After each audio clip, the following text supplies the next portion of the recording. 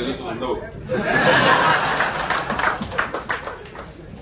Firstly ఇవాళ నన్ను ఇక్కడికి ఇన్వైట్ చేసినందుకు సీజీఎం రత్నకుమార్ గారికి, రవి గారికి and to the entire staff of BSNL thank you very very much. BSNL ఎప్పుడూ స్పెషల్ గానే ఉండిపోతుంది లైఫ్ లో నాకు. ఎందుకంటే మా ఫాదర్ ఆల్మోస్ట్ 38 ఇయర్స్ 38 ఇయర్స్ పనిచేశారు, close to 40 years, not a joke. I feel that BSNL లో వర్క్ చేయడం వల్ల, అలాగే ప్యారలీ మా మామ్ కూడా ఆల్ ఇండియా రేడియో ఏఆర్ లో వర్క్ చేయడం వల్ల మాకు యాజ్ అ ఫ్యామిలీ సొసైటీలో చాలా రెస్పెక్ట్ అండ్ డిగ్నిటీ ఉండేది. Because my father use to work in BSNL and also as a human being. మా ఫాదర్ ని మేమందరం చిన్నప్పుడు భారతీయుడు అనేవాళ్ళం. మేము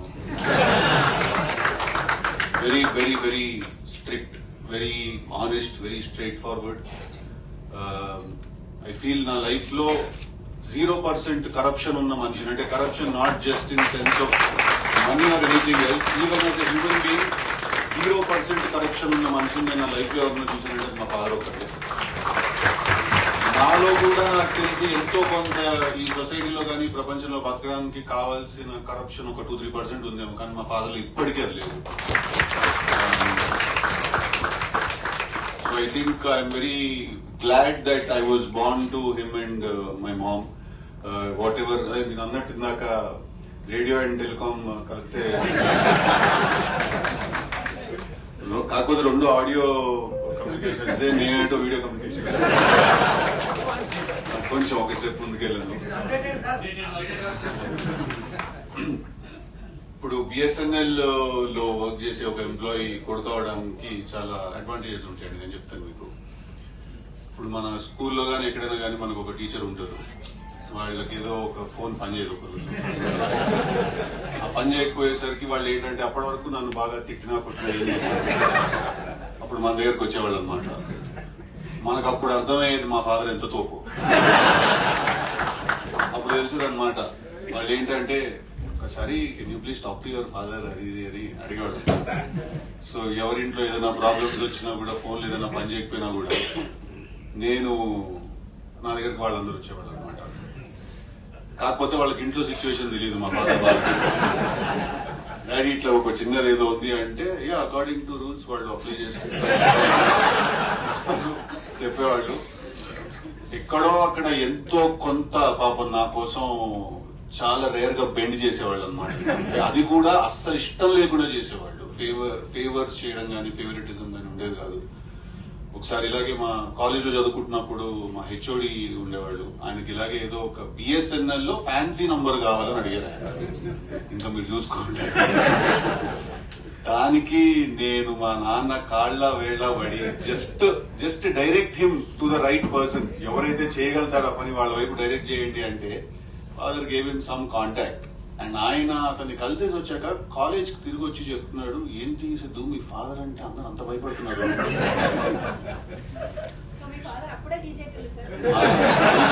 ఒరిజినల్. సో నాకు కానీ మా బ్రదర్ కి కానీ ఎప్పుడు చాలా ఒక రెస్పెక్ట్ ఇండైరెక్ట్ గా ఫీల్ అవుతూ ఉండేవాళ్ళు sir, to being Sons of Sai Kumar గారు. ఇవి అడ్వాంటేజెస్ అండి. ఇప్పుడు ఎందుకు డిసడ్వాంటేజెస్? నేను నాకు తెలిసి 7th క్లాస్ లో ఉన్నాను కూడా. అప్పుడు నా బెస్ట్ ఫ్రెండ్ ఉండేవాడు ప్రసాద్ అని, వాడు అమీర్పేటలో ఉండేవాడు. ఓకే, మేము చిలుకలు కూడా దగ్గర ఉండేవాళ్ళం. రైల్వే క్వార్టర్స్ నుంచి కాస్త ముందుకు వస్తే పద్మనాభ నగర్ నేను వెళ్ళాలి వాళ్ళ ఇంటికి. ఒక ఫ్రెండ్, నేను 7th క్లాస్ చిన్నపిల్లండి కదా. అమీర్పేట అంటే మా ఫాదర్ పంపరం సంగతి నాకు తెలుసు. నేనేం చేశాను, పక్కనే కదా అని ముషిరాబాద్ అని అబద్ధం చెప్పాను. సార్ అక్కడ దాకా అంతా బాగానే ఉంది, మీ ఫ్రెండ్ ఫోన్ నెంబర్ ఏంటని అడిగాడు. 3735-132 అని చెప్పారు. ఇమీడియట్ గా మా ఫాదర్ 373 అమీర్పేట కూడా కదా అన్నట్టు. ఆ విషయం మనకు తెలియదు, మనం అబద్ధం చెప్పామన్న విషయం తెలుసు. అది అమీర్పేట కూడా సంగతి మనకు తెలియదు. యాక్టింగ్ అప్పుడు స్టార్ట్ చేశాను.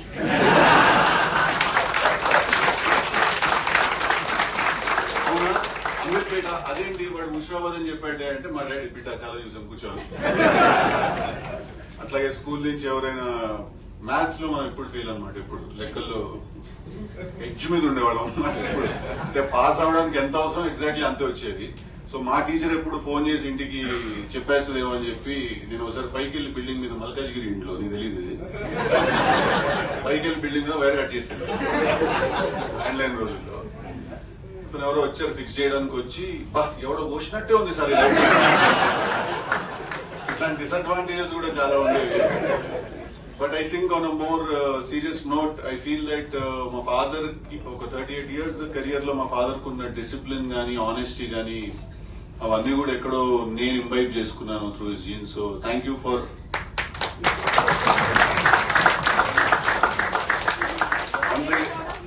థ్యాంక్ యూ అండి. Thank you very much. And I'm so glad that ఇవాళ నేను ఇక్కడికి రాగలిగాను. BSNL Formation Day 25th Silver Jubilee celebrations ki I'm so glad I can be here. I think BSNL will always remain that one network that is consistently there in every nook and corner of the country. I think that ekkado oka chinna proud moment that ఏది పని చేసినా పని చేయకపోయినా ఎక్కడికి వెళ్ళినా BSNL మాత్రం పని చేస్తుంది.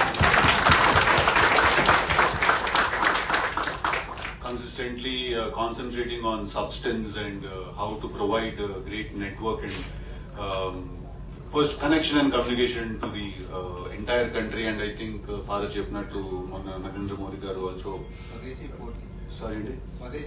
Swadeshi 4G ni inaugurate cheyadam jarigindi. So I think it's the hard work of everyone who is here and through Telangana, through Andhra Pradesh and through the country as a big network. Thank you again, CGM Gariki, Ratnakumar Gariki and the entire staff for having me here. Thank you. All the very best. Andarki happy Dasara. Andarki happy Diwali.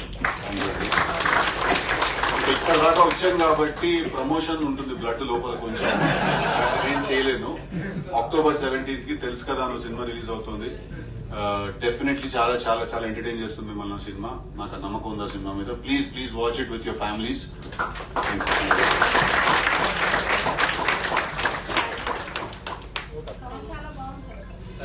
Thank you for your